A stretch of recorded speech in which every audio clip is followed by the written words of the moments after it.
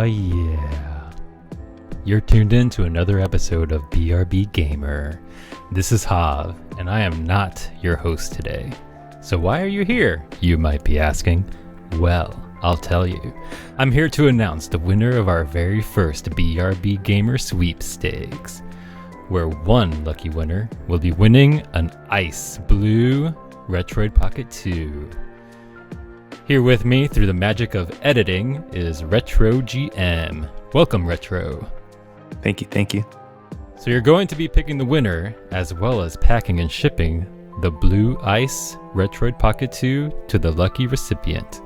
Speaking of packing and shipping, I've heard that you have a lot of experience with shipping goods. What's your secret? I mean, if there's one thing I should do to something that I'm planning on shipping safely across the world, well, what should I do? Smash it with your hammer. Whoa, that's far out, man. Never thought of doing that. How do you think the lucky recipient will feel when they get this packed with love parcel from you? They're gonna lose their mind. Haha, indeed they will. Okay, so I think we are ready to pick the lucky winner from one of Retro GM's many top hats in which he has placed all of the entrants' names written on pieces of paper. Say, that is a very nice looking top hat, Retro. My top hats look pretty messed up compared to yours. What do you think I could do to mine to get it to look as nice as yours? Smash it with your hammer. Right on. Now, the moment you've all been waiting for. Without further ado, can you please do the honors in picking our lucky winner, Retro? Okay, he's going through his top hat, looking for a winner, and okay, we have a winner, and the winner is Select Start Save. Congratulations, Select Start Save. To claim your prize on this very nice Retroid Pocket 2 Blue Ice, please send a DM to RetroGM on Instagram or Discord. Hope you all enjoyed this sweepstakes giveaway, and thank you to all of those that entered by posting about the BRB Gamer podcast on your Instagram. And now, to get this episode properly started, let me pass the mic over to your host for episode 7 of BRB Gamer, Mr. Stubborn Pixel. Take it away, Stubbs. How's it going, everybody? Here we are with BRB Gamer with our guest MoreTechSir. In this episode, we will be talking about the YouTube channel grind and what the platform is like in 2020. We'll be talking next-gen shooters like the new Call of Duty Cold War, the Cyberpunk hype, retro FPS classics like Brutal Doom, retro handheld comparisons, and games we've been playing or have no time to play. Cue the music.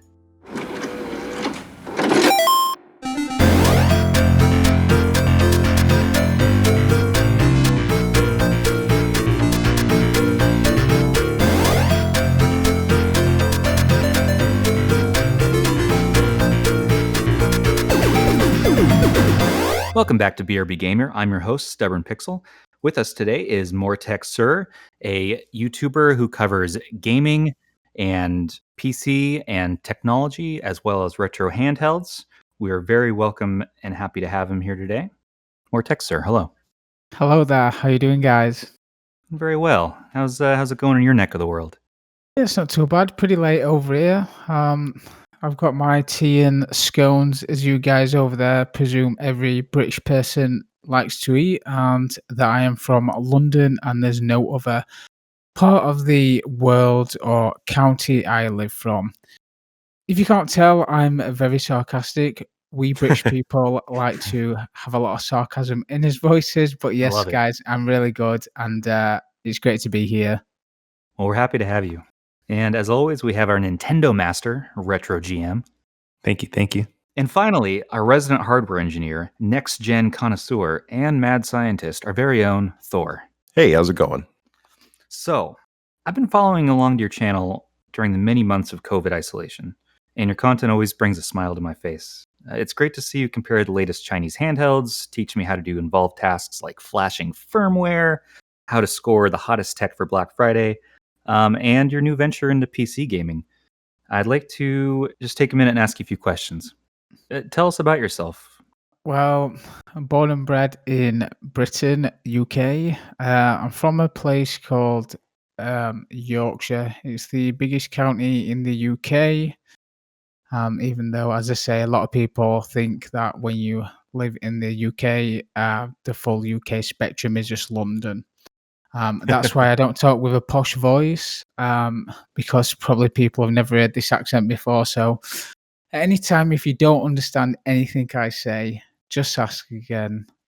Yeah, just put subtitles on a podcast. Yeah. So, been into gaming all my life, really. First ever game I ever played was SNES Super Mario. Got it for I think, in my 5th birthday. So when I got that, I was just hooked on it. That's Always, a hard one to beat for a first game. Holy crap. Right?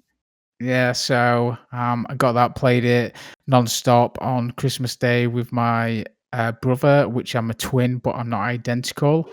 Really? So I've got the good looks. He didn't. That's what everyone says. Um, yeah, and then it just went from there. It sort of snowballed. I got a PS1, then went to PS2. I was never really an Xbox fan. And then I jumped onto the Xbox 360, Xbox One, and then PC gaming, really. You left the Xbox to your ugly brother. Yeah, he got left to him. The 360 opened a lot of doors to casual gaming, I think, to a lot of Yeah. people. Yeah, I think it was the next step. I always think Sony missed. I don't know. I feel like Sony, even though they brought the PS3 out, it wasn't what the Xbox 360 was. I think they missed out on that market, really, and they didn't capture it when they needed to. Yeah, there was definitely some damage control and recovery after that, and I still feel some threads of the PS3 mishaps to even today. Especially with the fails of the fat version. Yeah, well, like they with the PS5 from the PS4, they have all those games that are, if you have PlayStation Plus, you now have all of these games automatically, all these AAA titles. So they're trying to hedge their bets and keep the vertical integration, I guess, of their systems going. And so, MoreTechSir, so how do you start making videos, by the way? How'd you get into this whole business? So I've got a media background. I've actually got a degree in video and radio production. Never really took off where I wanted to. That's just life, things happen and so forth. But I've literally, going back like nearly 10 years ago, I did my first ever, let's say, a YouTube video. I decided I wanted to be a kind of vlogger in a sense. I did one, uploaded it, and I thought, you know what, this is not for me. I'm not that kind of person. And then that just sort of got put on back foot. Never really thought about it. Went to university, went traveling, and yeah, I streamed as well around 10 years ago on Twitch for the first time. And I don't regret it, but I think, if I just stuck and carried it out, I don't know where I'd be now, like sitting here now. Do you know what I mean? I don't know what I'd be doing. But again, you can't really regret things. I never live with regret because there's no point, because you just dwell on it. But yeah, I just thought in COVID, there's no better time. I've got all the gear, and I just started doing it. Something to keep me occupied. Obviously, with COVID, the restrictions are probably the same over there where they are here. You can't really do much. And yeah, just thought I'd put a bit of my passion in, that I like to create videos, and a bit of my knowledge, and just see where it goes from there. I've only been doing it since, let's say, I'd like to say May, June, I believe, were my first video. So I think I've got like nearly 750 subscribers. I try and post regularly, but obviously with life getting in the way, I try and do at least one video a week. But yeah, so that's where it sort of came from. A bit of media background, and it just relaxes me as well. It sounds strange because I love editing. I can sit at a PC, edit video for hours on end, or audio to get it sounding crisp how I want it. Where I know some people look at editing and find it such a daunting task. So yeah. And with the audio side of things, you must have a little bit of prior experience. I hear you used to work as a DJ pre-COVID. What was that like? Is that something you want to continue after the world comes back to normal? So I think that was just me being in my youth at the time. I started probably when I was 17. Did it for a good couple of years. But the industry it's just a tough cookie to crack that again. Especially what kind of music I played. I played sort of more like hard dance, like a lot of hard. I'd probably say above 150 BPM, that kind of music. Just because it gets me going. I can't do anything lower than that, really. I do like a bit of trance, but yeah. So I've done a couple of gigs. I lived in Canada for a couple of months. I did some gigs over there with one of my buddies who lives there. It was just fun. It was fun to do, but I think pre-COVID now, I think it'll be an industry that's quite hard to break through. It's already a tough industry to break into, but once COVID's over, you've got all the top DJs gunning for the gigs. Yeah. Right. And I don't think there'll be no space for newcomers unless I always say if you know someone, you'll get in there straight away. If you don't, if you're someone who just puts a graft in, you may get there, but I don't think it'll probably be a good year or two until you can slide back into that slot and get into the limelight, to be honest. You should start up a new tread of virtual DJing. So you just DJ and people live stream your stuff. That's cool. That is an option. As I say, I haven't done it in like You have all the gear, so like, why don't you just record Might yourself? as well. Might as well. Like get the lights going and get the music pumping. And you're in there going, yeah. Twitch. I'm curious if once COVID restrictions get relieved and everything like that, if people are just going to really get out there. And I'm curious, They're not gonna just go here, wild. yeah, but not just like here in the States, but in Asia, like in Thailand and Japan, Tokyo specifically, like if there's just going to be just a shitload of like pop-ups, for all these dance clubs and stuff like that. Because I know like Tokyo and Kyoto and Bangkok and all these different places have all these huge music festivals and stuff, and nobody got any of that this year. So People are pent up. yeah, They got to get out there. my festival got cancelled this year, so I was pretty good about that. I've been looking forward to it all year, but I knew with COVID coming, it weren't going to happen. So, but yeah, I know what you mean. I think everyone, once this COVID's over, everyone will pretty much just go wild. yeah. Animal instincts are going to take over. Yeah. That is true. I just want to dance. Yeah, the animal instinct to play retro handhelds. So I mean, it's not there's a silver lining, right? I mean, you have the Retroid Pocket 2 that came out this year. No Yeah. music maybe, but the RP2 has kind of a heartbeat of its own. It has a rhythm to it, a nice aesthetic visual flow. Which I saw a lot of your I don't know what I'm talking about. I saw a lot of your early videos. Subject change. Subject change. We're really focused on the Retroid Pocket 2, so that's kind of what got me going and following your channel and our relationship on the Retroid Handheld server and kind of getting talking about stuff. And so, what is your favorite handheld currently? So I'm torn because I love the Retroid Pocket 2, but I do love the RG350 as well. Purely because I don't know the analog sticks on it. I just love the analog sticks. You can even hear them click now. Like I just love that they're actual analog sticks and it's been put into a device like this small. But yeah, probably more so the Retro Pocket 2 just because it's Android. You can do a lot on it. It's got a lot of different emulators on it. It's for what you pay. It's got a lot of stuff that they pack into it for the price point. Yeah. And I think with the modding community as well, there's a lot of things that it potentially can do. And I am actually looking forward to the 7.1 update that it's Turtle that's doing it. If I'm correct, is that correct? Yeah, I'm Turtle's test monkey. I literally just loaded up his new beta build for the Lineage 14.1 like 10 minutes before we got on. Yes. It's very nice. I'm just gonna say it's extremely nice. He's already integrated the new Toolbox app and updates. So the mouse mode is gone. Everything's touch mode or gamepad mode, but it's super seamless now. It's fantastic.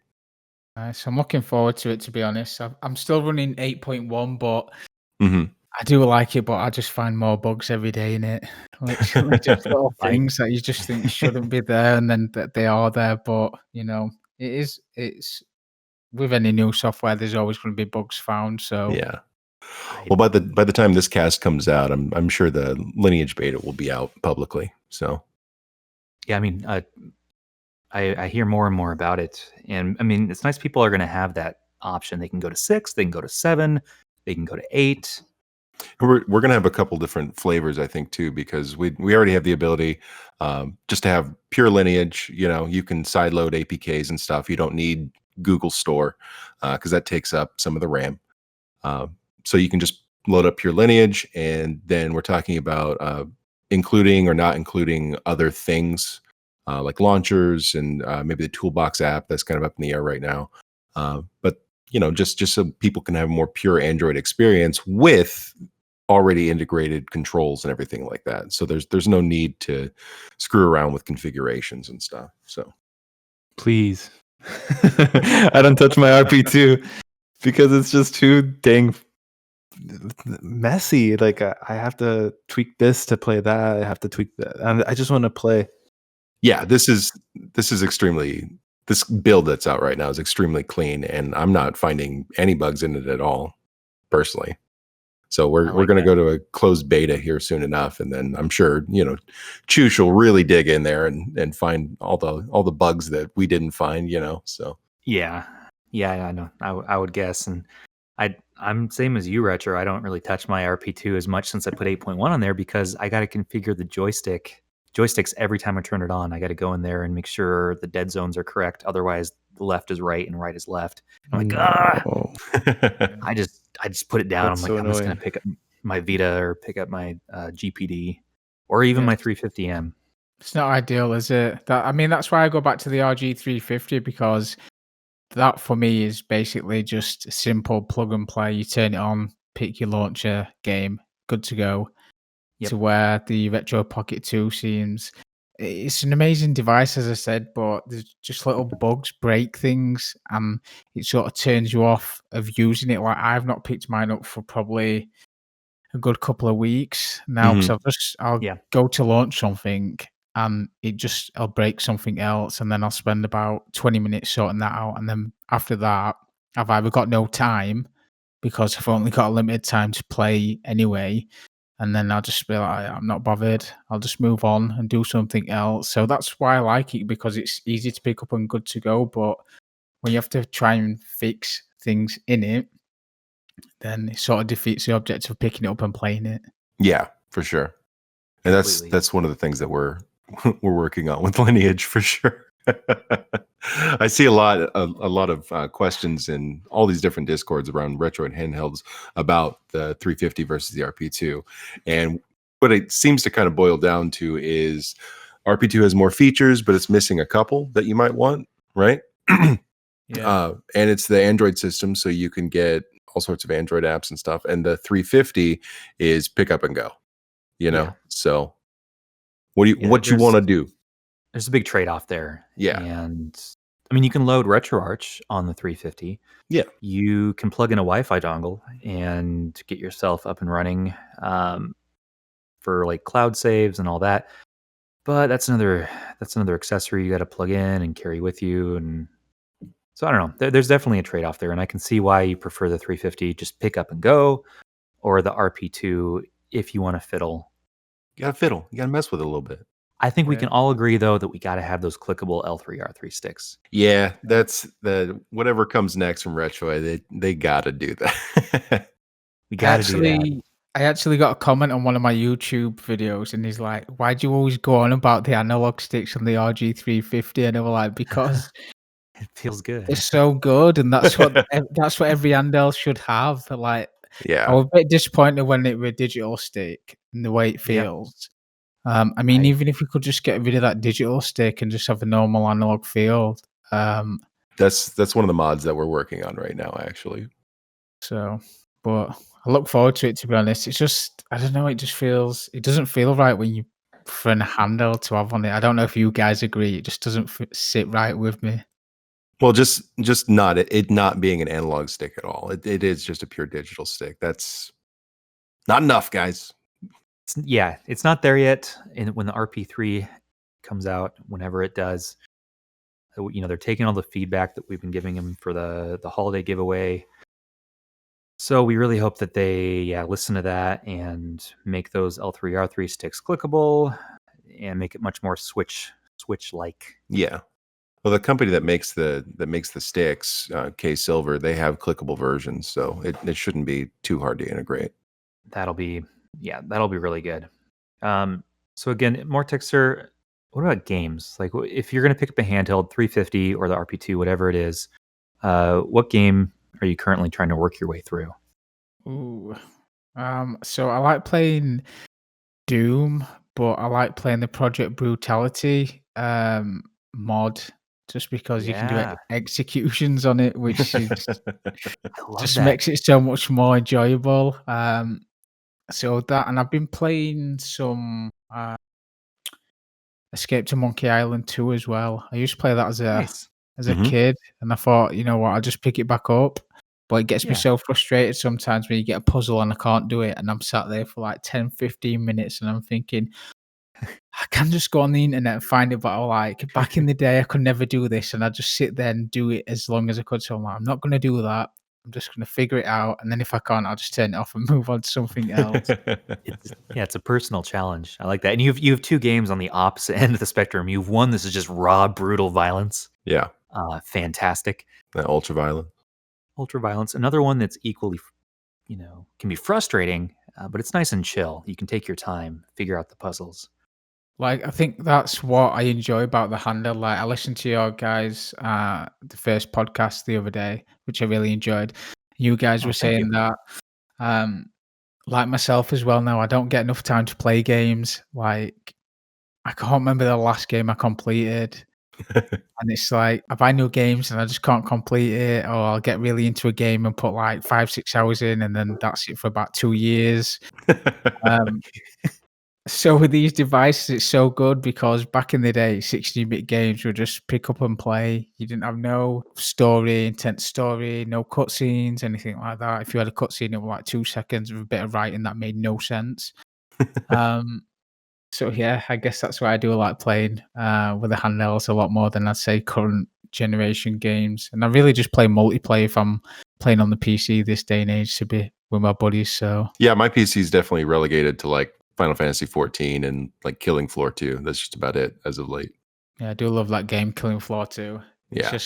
It's just fun. It's just you can hop on, have a couple of games, blast some zombies, and log back off, and that's it. Yep. So you're playing some Doom, playing some Secret of Monkey Island, which, by the way, I've never actually played that series. I have too big of a backlog to attempt these adventure games, or even Myst for that matter. I literally feel guilty if I purchase anything on the Steam sale. I'm like, I've got a little devil on my shoulder saying, "Yeah, purchase it," and then I've got the other one saying, "What are you doing? What are you doing? You've got a backlog of like 60 games that you're never going to play." And I'm like, I know, but maybe one day where I will play it. Probably won't happen, but you never know. But you never know.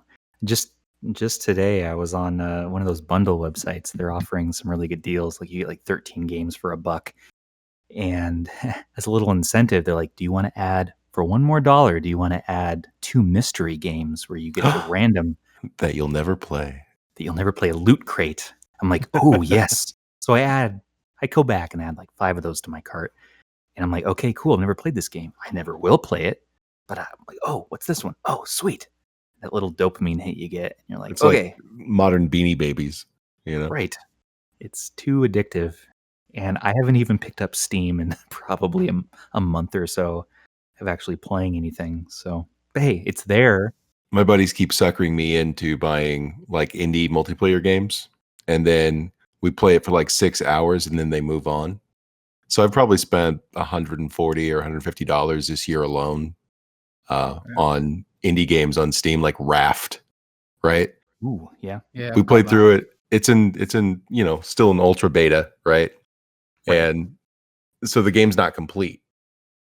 And so we get to a point and then we stop because there's literally no more content. And then 3 or 4 months later, there's an update and we play for like 2 hours and then we forget it exists for another 3 or 4 months, I've got to say, I love games. Well, I don't love games like that, but I love games where they're like in beta or alpha for like 7 years, or they just never get completed, and they're like, "Oh, we are in alpha stage 25, 6 years down the line," and they're like, "Oh yeah, sorry, we've got no more funding left."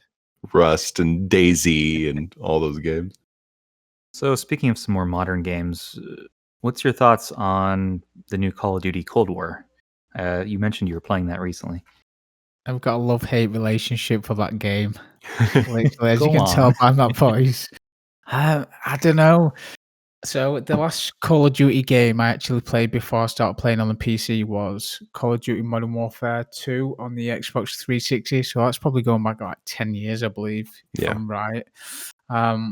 Yeah, I used to love playing it, but I tried playing I think, is it Black Ops 4 when they're in space or they had jetpacks? Is that it? I can't remember which one anyway, but one of my buddies had it and I just didn't really like it. He had it for the PS4. But with Modern Warfare, I thought I'd take a plunge and play it on the PC, and I really enjoyed it, especially Warzone with your buddies, because it's just a lot of fun. It's intense. It's fun. And then I played the beta for Black Ops, and I thought, yeah, it's good. I enjoyed it. I purchased it, and I probably say it's a massive regret. I'm not gonna lie, it's so broke. It's unreal. They had a double XP weekend last weekend, so I had like a couple of hours. I thought, you know what, see if I can rank up a bit. And it seemed like they put the double XP weekend on and they just moved the cap level up, so you weren't actually getting any XP, like any more XP than you normally would in the game. What? Yeah, they even made an announcement how it said that it were broke, and it went on for a full week. And I was thinking that's weird because they did it on Thanksgiving week, and I'm thinking, why have they done that? They tricked you. Surely, surely they must know it's broke, and they're just doing it as a money haul to get people to buy it. But yeah, I don't know. It's one of them things. Black Ops have always been. Treyarch have always tried to do different things when it comes to Call of Duty, and I think Modern Warfare set the standard.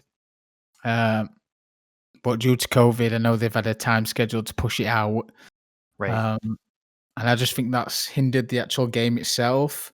If I'm honest, I don't think they either wanted to push it out or they had a contract to do.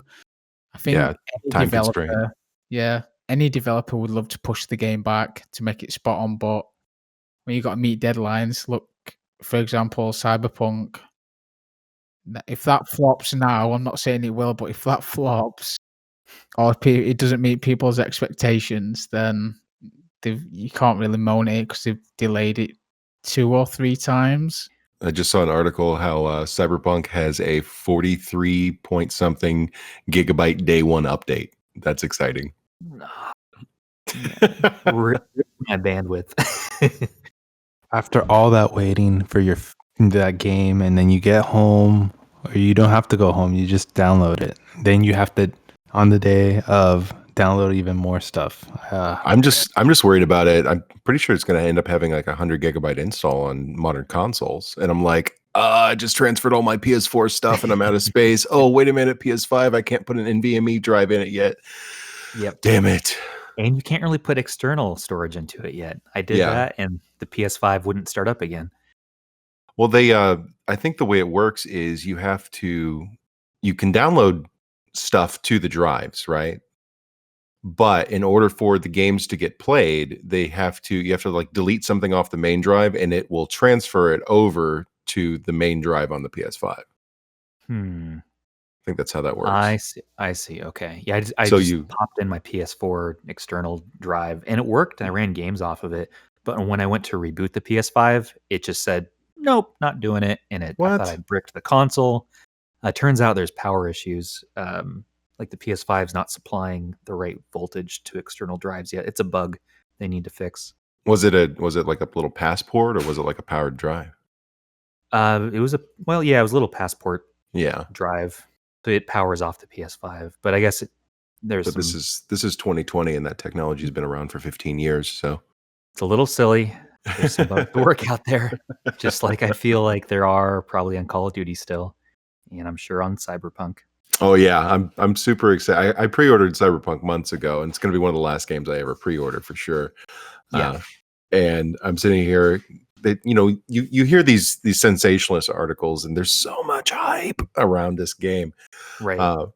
But like they took some features out.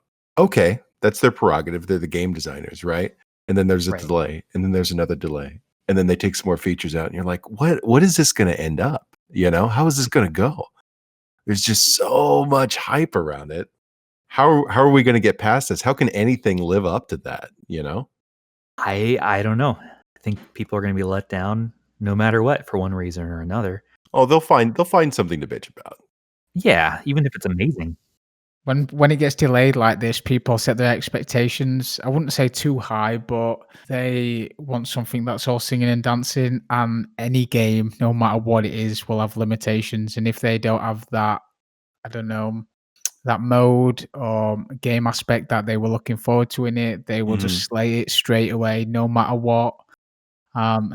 Bit of a cruel world in the development world, I always feel, because they do their best to try and please everyone, but you're always going to get that like 10% of people that just are not happy about something so small that no one would ever notice, but they were so fixated on that. Yeah, they'll make a big deal about it for sure. It's so hard to make anybody happy these days. I mean, I know even for me, like I saw that it's not made natively for the PS5, and I had an internal rage moment where I'm like, why am I buying this? Like, oh, but you can buy it for PS4 and it upscales. No, it actually doesn't do that yet. They have to make a patch that'll be released next year. Yeah. But no one's going to wait until next year to play Cyberpunk. No. That's crazy talk. Is it cheaper on the PS4 than the PS5, or no, the same price? It's just a straight conversion from both. The game costs the same amount. Yeah, it'll be the same. They'll just release a patch. And don't you have a PlayStation 4? Yeah. And it'll work on the PS5 through backwards compatibility, but still, it's like, I really wish I could just day one load it up on the PS5 and be optimized for that. I think it just is. You mean like Ghost of Tsushima was for the PS4? Exactly. Just to justify the ridiculous amount of effort it took to get this PS5 into my household. Like, I now want. That's the only thing you can claim from that is the effort that you put into it. Some higher ups had a conversation about Cyberpunk where they're sitting there going, now, do we wait to release it until we have it, fully HD PS5, blah, blah, blah, or do we need to release it to make sure that people don't hate us, Right. I think. Or do we need to release it during Christmas time so that we can make more money? Bing, bing, bing. I think that's the one. Yeah, the corporate suits win again on this one. The corporate suits at GameStop super win again because I just got into Call of Duty like this year with their mobile version of the Call of Duty mobile app. And it's just so rewarding to play that I kind of got into the other games finally. Because I always said, I'm never going to be a Call of Duty gamer. Like there's that type of gamer. Yeah. And I'm like, I don't want to be, a casual gamer, but I actually am very impressed with the series. And so I got Black Ops for the Xbox One X. And then I got my PS5 and I just bought this game like last week. So today I saw a sale at GameStop and I said, oh, it's for the PS5, $10 off. I already own the game. There is no reason to buy this game a second time in 1 week. Well, that's not true. But there's variable resistance on the PS5 controllers. So I ordered and had it delivered to my house through Postmates. They gave me the PS4 version. And I mean, Chthonics can back me up here. I raged about 2 hours ago. I was in my kitchen raging, and I called the store and I said, "I won't tell us ever. Give me the give me the PS4 version. I want the PS5 version. I want it." And they're like, "Okay, all right, just come down to the store. Well, you can swap it out." I'm like, "Okay, I'm an asshole, but I need this." So I got in my car, put on my mask. At the expense of possibly getting COVID, I walked into that GameStop, straight up to the counter, threw down the game. They swapped it out. They had to, crunch some numbers. Like, well, I don't know. It says here that you bought the PS4 version. I said, no, that's a mistake. I want it. The variable resistance. Give it to me, please. For my second version of this game. My second. Sure. Don't look at the order history. No, I didn't buy it last week for fucking the other console. No. Anyways, So you got 2 copies. You got 2 copies now. I have 2 copies. I've already been playing it on the One X just for today's podcast because I wanted to talk about it. But I'm like, but now I can play it with PS5-ness. So that's good. Well, and if I choose to keep my copy, maybe we can play it, and you can force me to be one of those Call of Duty gamers. Exactly. Come to the dark side. It's not as bad as you think. It's actually See, I always entertaining. played Battlefield games. That was always my thing. So it was always I love those. you had the Call of Duty Yeah. plebs back in the 360 days, and then you had us elite Battlefield gamers. See, I've always Right. been a Battlefield. I've always been a Battlefield player. All the way, like from. I didn't like the last one. I thought the last one was pretty much a bit of a letdown. But Yeah. yeah, I've always been Battlefield just because the maps are bigger. There's no spawn camping, no spawn killing. That Yeah. frustrates me so much. And then once they introduced the Levolution thing, that was a really big thing. Yeah. That It's a game of culture. A game of class. Class. Yeah, It's let's just shoot this building down and kill as many people as we can. Yeah. Battlefield 4, like the what is it? The Shenzhen, one of the China levels With the tower. Yeah. Yeah. Oh, that's good. That's good gaming. That's crazy stuff. Love that those destructible environments. Well, I had my own little gaming range moment over the past couple of weeks as far as modern consoles. Do Stubbs tell. was live for most of that via DMs. Oh yeah. But I managed to get a PS5 bundle and an Xbox One or Xbox Series X bundle, right? Right. And so they shipped the headset separately for the Xbox Series X, the little crappy $25 or $50 headset, whatever it is. And it didn't come. It's just gone. She gone. Oh. Right.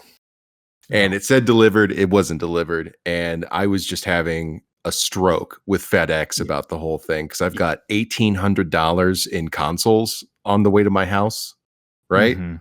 And you screwed up a delivery. Like, Can't do it. bruh, let me find out you gave my PS5 to somebody else. Let me find out. Come on. Test me. You're going to catch these hands, FedEx. Holy crap. You're going to take the Thor hammer to the front of the GameStop window. Corporate office. Well, and GameStop was no help either because they, when I called them to get a refund for the headset, because I didn't, my father-in-law, who I bought the console for, he didn't really want the headset anyway, right? Yeah. But I called GameStop and I told them, I'd like a refund on the headset. And they tried to tell me that it was half the price because that was the price it was in the bundle. Well, they did some jiggery pokery and they had dropped the price to $25. That's not what it claimed in the original bundle, right? Right. So I'm just like stressed all the way across this guy about this. I was like, well, then you need to send me another one, please. Please just send me another one. Make this right. Okay, sir. Well, it may be January 1st before you get another one. It's fine. No. That's fine. I don't care. I don't care about the headset. My father-in-law doesn't either. It's just like, you're going to give me what we purchased. All right. Like at some point. You made us buy these bundles to get it's like that next gen rage. Like to get the thing, you got to buy it through GameStop's bundles. You're paying like $800. Yeah. So like you've earned that headset, regardless if you're going to use it. I may throw it in a fire. I don't care. It's not about that. I can throw it off a mountain. I can throw it into the sea. I don't care. But you're going to give it to me. Smash it with your hammer.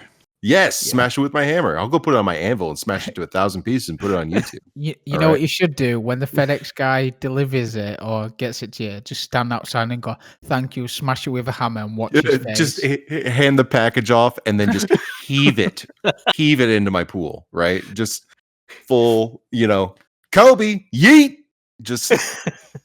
Yeah. So, that was the other part too that stressed me out is that the FedEx guy was not terribly nice about the whole thing because he delivered my consoles and was like, "Oh, thank you, Jesus," And I was half leaning out the door. He had his COVID mask on. I didn't have one because we were like 10 feet away. And I said, "Hey, man, I'm supposed to get a package yesterday. It's part of all of this. Do you know anything about that?" And he just goes, "Yeah, I'm not your weekend carrier," and then just walks away.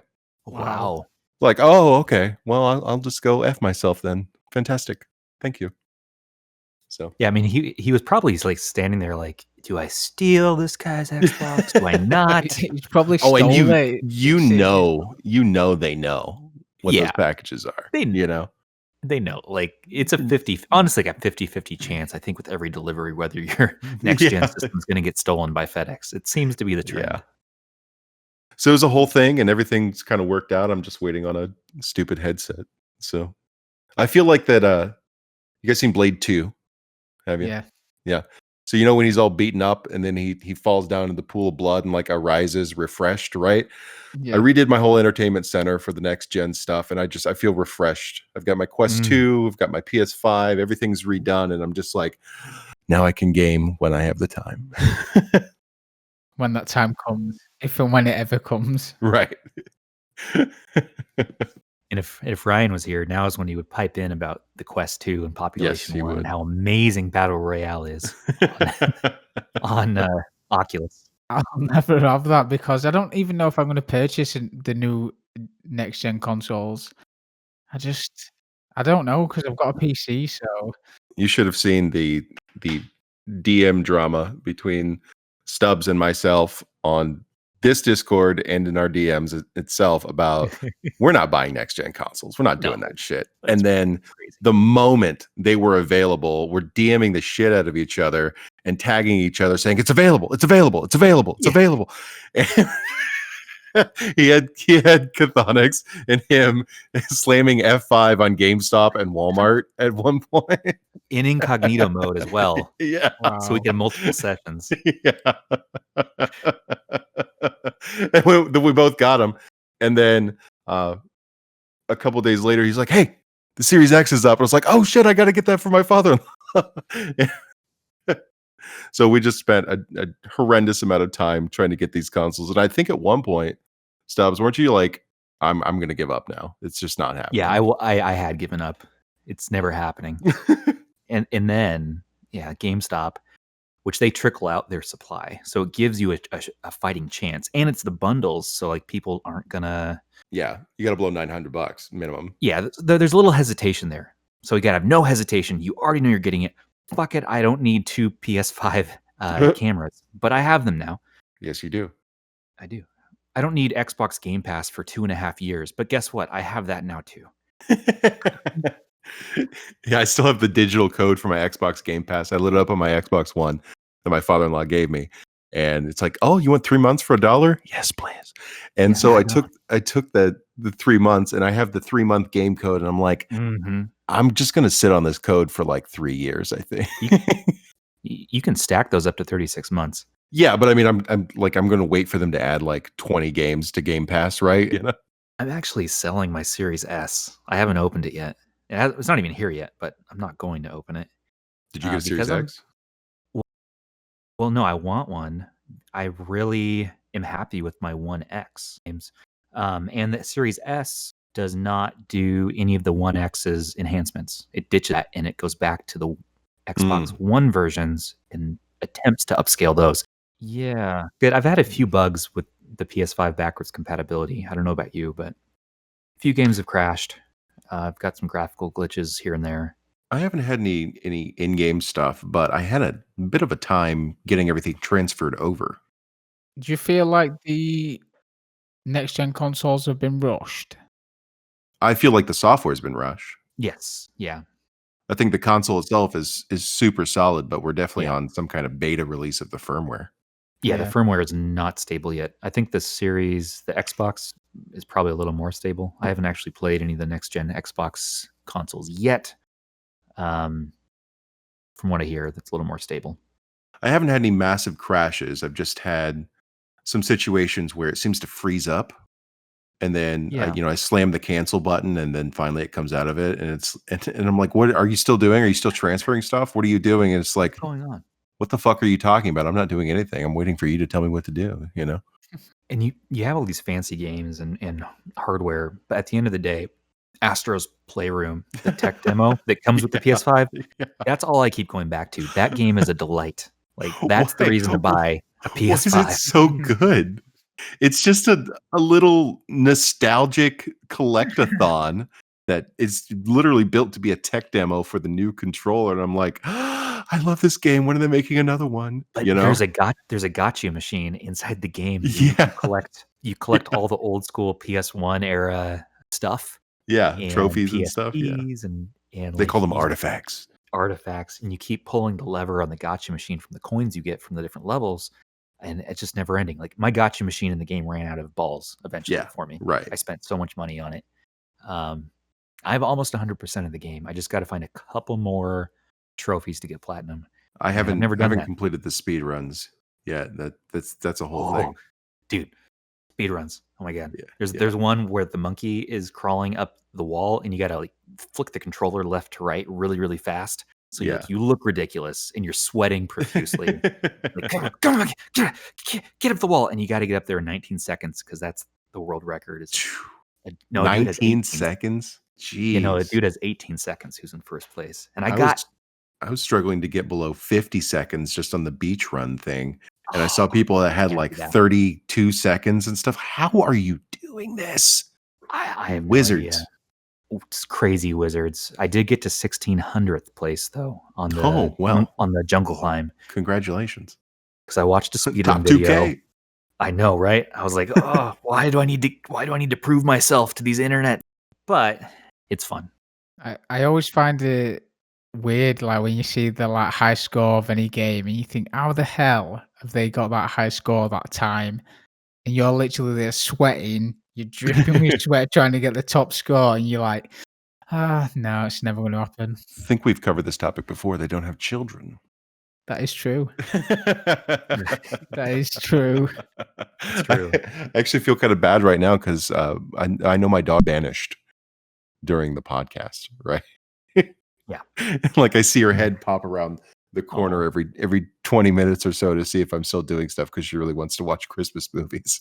That's the other part is, like we all got kids here, or well, I don't know if you have any of the youngins yet, MoreTechSir, but that is a whole thing. Like you run out of time to get high scores. Yeah, you don't focus on them things no more, do you? You just focus on literally like trying to get 10 minutes of a game in or something. Honestly, if I complete a game, I feel like the king. You know what I mean? Yeah.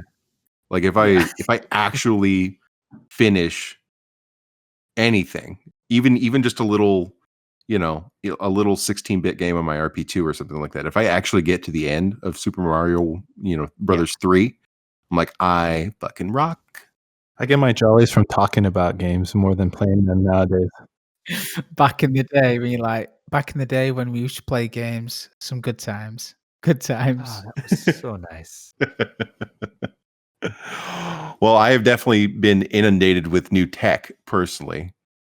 This time around, I told myself at the beginning of all this, I'm not buying anything this year. I'm going to wait till it has games. Nope.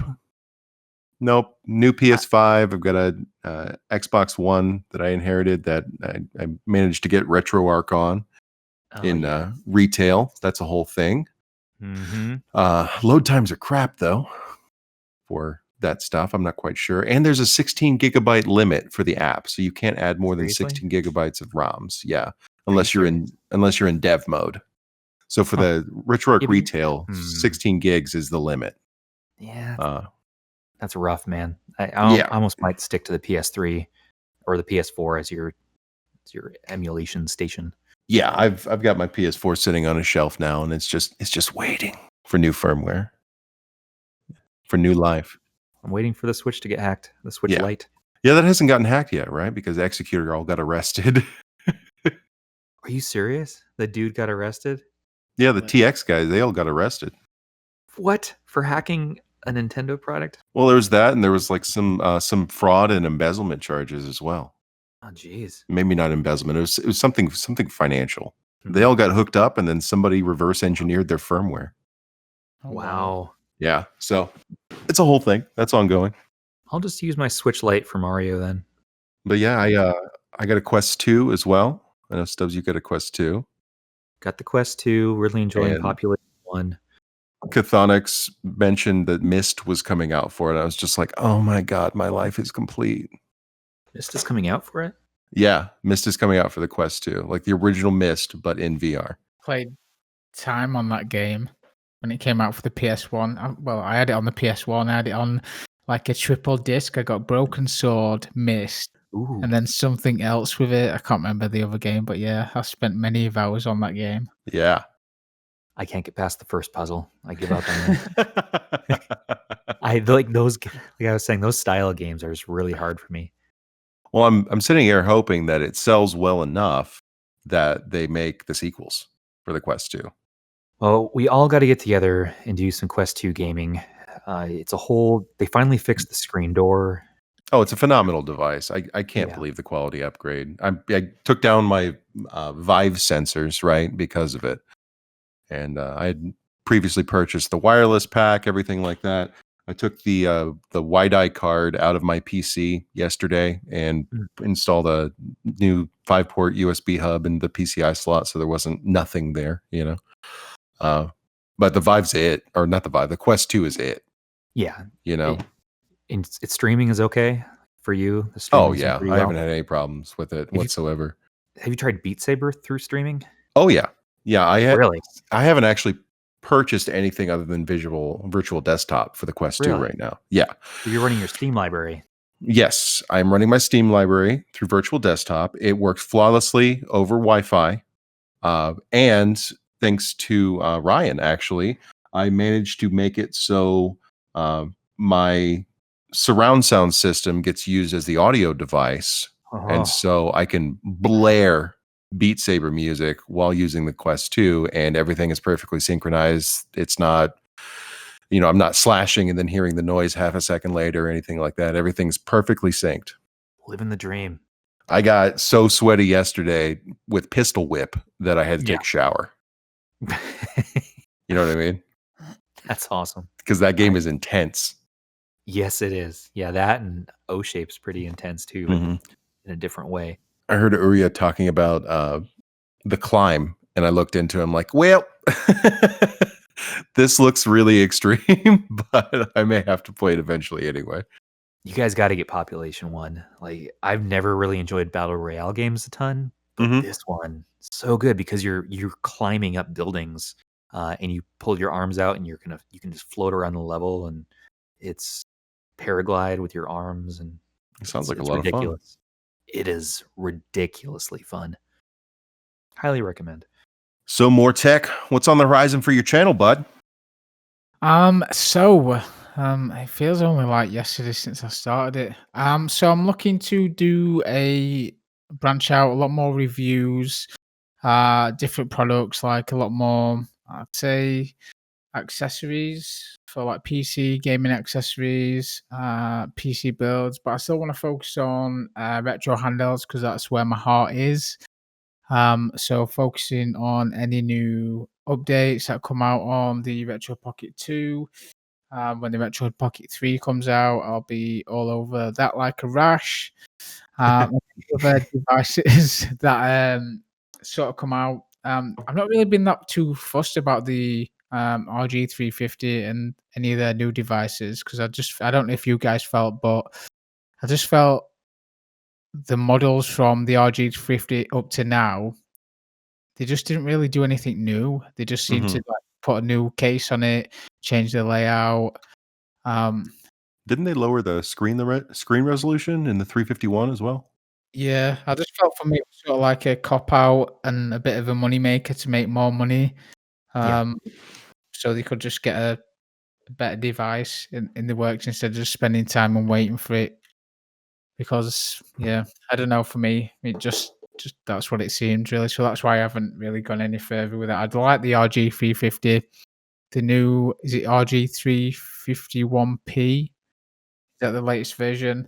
I mean, for me, it can play Dreamcast and N64, and that's all it really does.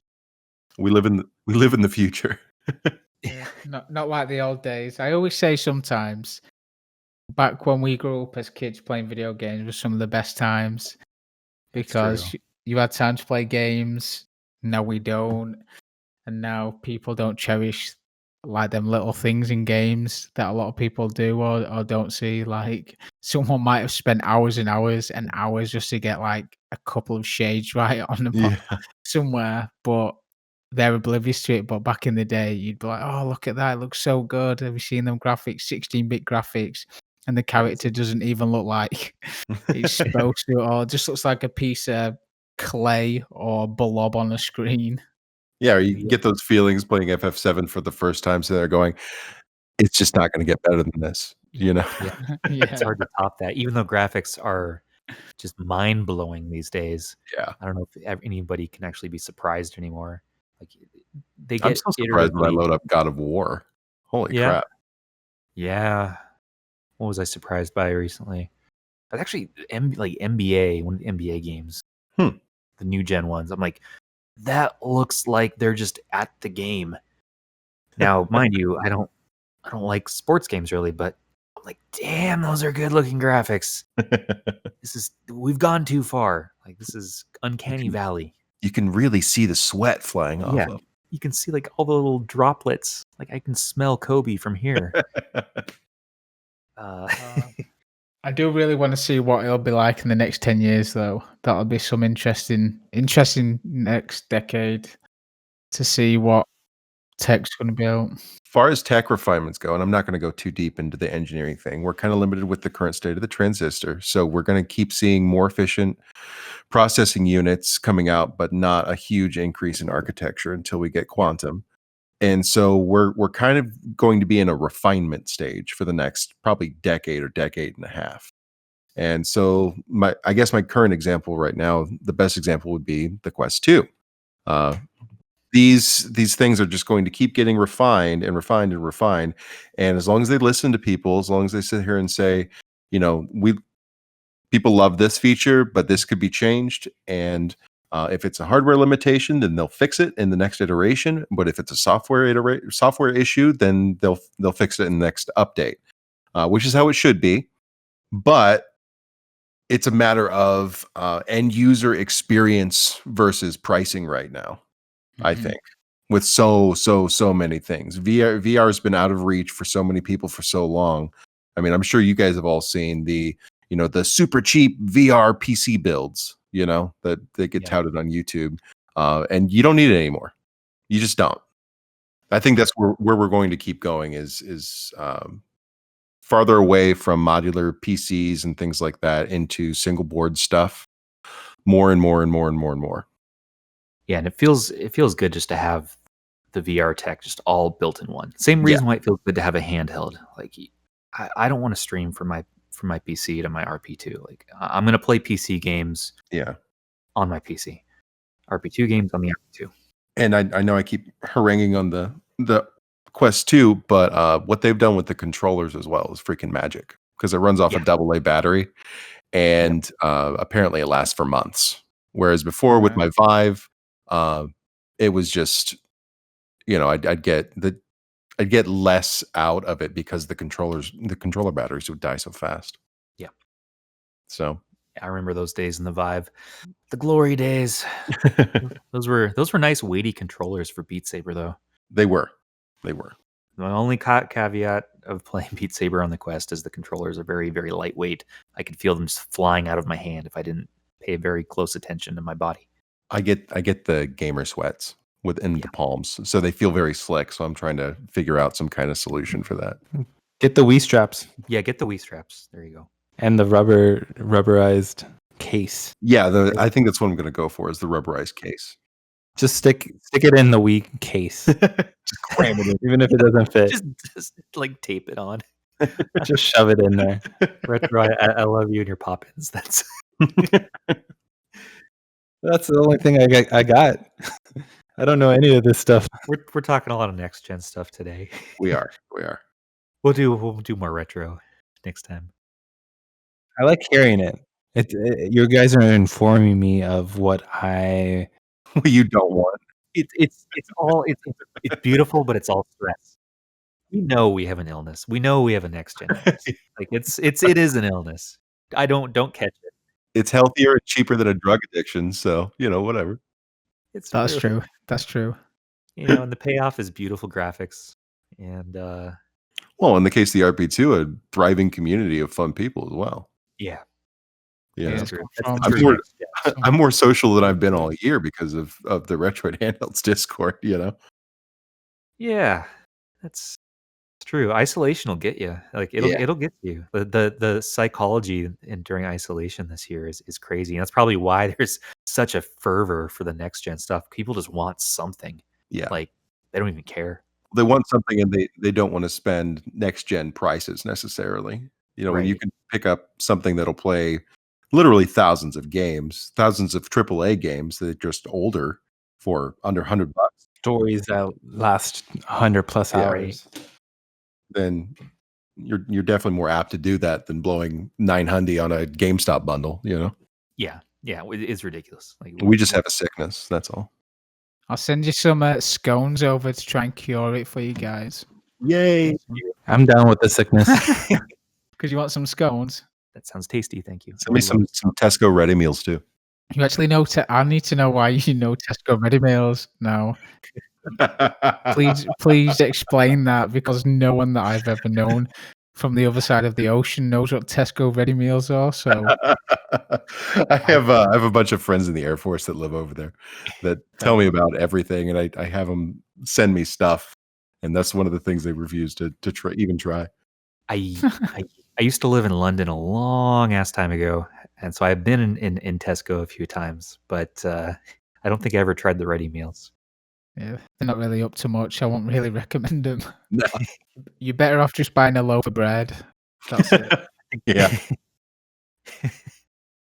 Is that the Hungry Man? Is that like the frozen food or what? It's like their Schwann's Yeah, meal. Yeah. dude, the brownies and the Schwans. Oh Yeah. yeah. Oh God. Dude, I'm not familiar with what you guys are talking about. Just basically some nasty ass frozen food. Yeah. Well, guys, I think that might be a wrap for this episode. I think so too. So thank you, MoreTechSir. Where can our listeners go for your content these days? So you can find me on Twitter at MoreTechSir and YouTube at MoreTechSir. As well as we have you on the Discord server too. That is correct. I totally forgot about that. So you can always find me on the Discord server. I am actually going to change my name, so it will be MoreTechSir. It's my old alias gaming name at the moment. But it will be MoreTechSir, so if you need any help, just shout out. I'm always in there.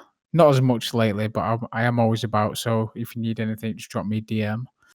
You are one of our wizards who's in the trenches, just slinging help out. And on the day of 8.1's release, you made a video within like 30 minutes when I was like, "Hey, people are having problems. We should manually flash." And you like just were on it, and you just made a how-to video that helped probably thousands of people.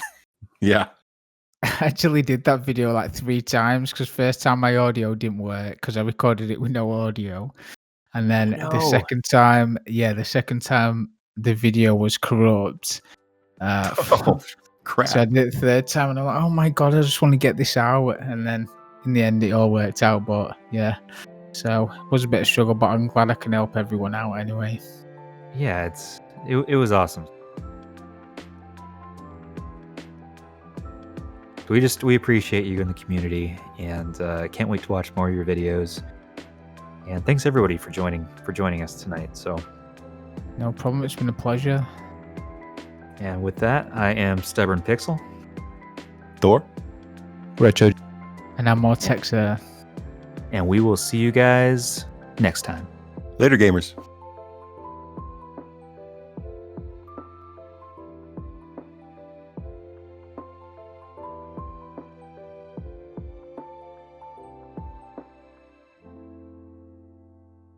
I'm just nervous because I haven't hosted before. Oh, you got this, Stubborn. You're a strong, confident man. You've got all the hosting potential you need. Strong, confident. I got the potential. Strong, confident, sexy, cool. You got it all. Are you flexing your pecs right now? Especially sexy. My pecs, my dad bod pecs are flexing. Hell yeah. With 4 cigars in your. I got cigars sticking out of my nipples. Choosh, that one's for you. You're gonna have to listen to this, and that's my pleasure in making this podcast, because I know none of this will get to tape.